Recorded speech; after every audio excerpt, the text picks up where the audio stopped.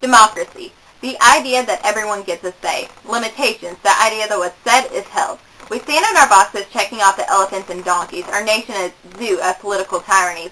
Adams himself even cried mulatto on a friend-turned foe. We are plagued with the accusations, the desire to crawl in the mud to show our strength. Dirty men are not clean on our bloody soil. The dirt of native, Spanish, English, French, boy and girl. When did the biggest handfuls become the platform? The first says freedom of speech, but it doesn't say hide behind remarks because you can't stand on a promise.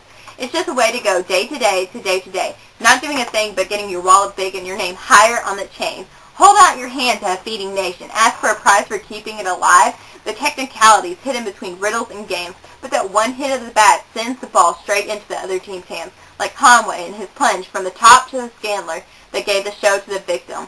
I say money shouldn't be the issue, emphasis on shouldn't, but even that word is flawed. Yes, it'd be nice for our candidates to stand on their own 2 feet, but the cowards playing men need green to buy their meat.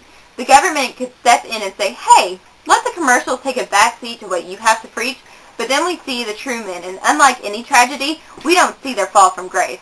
Without interventions, the safety of our own becomes a question, like little Gabby. Can things like money and competition get in the way? Any and every day.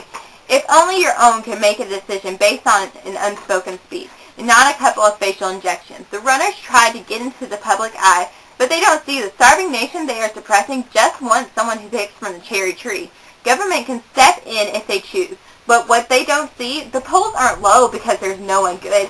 They've hit the bottom because our own nation has been eating the algae below as a foundation and don't see any end to the era of vanity. Block the speech if you must. Let the party be run down by the police of our nation. Maybe then we'll see that it's not about what you have or what you have done, but about the type of bread that you lay down.